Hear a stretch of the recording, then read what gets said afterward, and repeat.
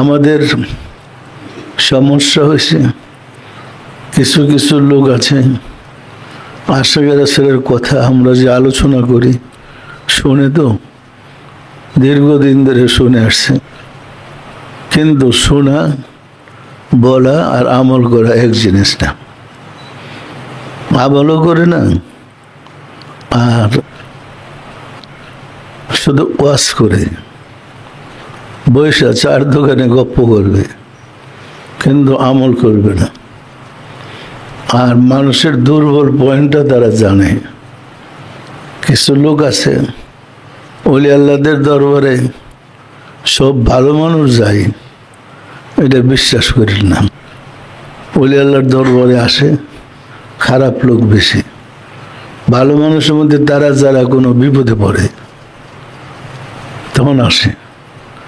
কিন্তু ওলি আল্লাহর দরবারে গেলে খারাপ দোষটা আস্তে আস্তে দূর হয়ে যায় যদি সে আমল করে, কাজ করে। ওইটা দূর হয়ে গেলেই তার মধ্যে ফুলের মধ্যে গ্রাউন্ড বের হয়। সে যেখানে তরিকার আলোচনা করে, আপনি একটা দোকানে বসে তরিকার আলাপ করেন, দেখবেন মানুষ জমে গেছে। আরেক মৌলানারে মাহফিল করে দেন ওয়াজ করতে, কোনো অ্যাকশন নেই। তো এইবারে মৌলানা, তার কথা অ্যাকশন নেই, আর আপনি মৌলানা না এমনি কথা বলতেছেন, মানুষ মানে ভিড় করে শুনতেছে, লক্ষ্য করতেছে। এরকম হয় না, হয় না? সুতরাং এই লোকগুলো যে শান্তি পায়, আপনার অন্তরে শান্তি না থাকলে এরা শান্তি পাবে কিভাবে?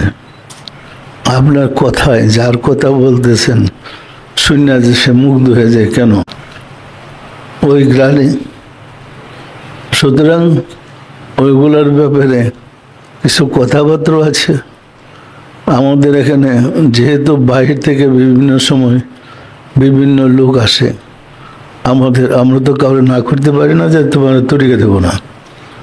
আমরা তরিকার বিধান অনুযায়ী সবক দিয়ে দিই। তো মৌলানা সাহেবরা নিয়ম বলে দেয়, ওজিফা শিক্ষা নিয়ে যায়, ওজিফাটা নিয়ে আলমারিতে রেখে দেয়, আর নিচে নামায় দেখে না। সে তো আশিক রাসূল হয়েই গেছে। এখন স্কুলে ভর্তি হইলে কি শিক্ষিত হয়? তাকে পড়াশোনা করতে হয় না?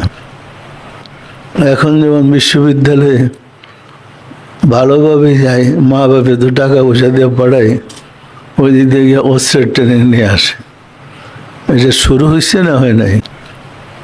তো এটা এরকমই, তরিকারাও এরকম, সব শিক্ষা এরকম। ভালো কাজে গিয়া লাইন ক্রস করে উল্টা পথে চলে যায়।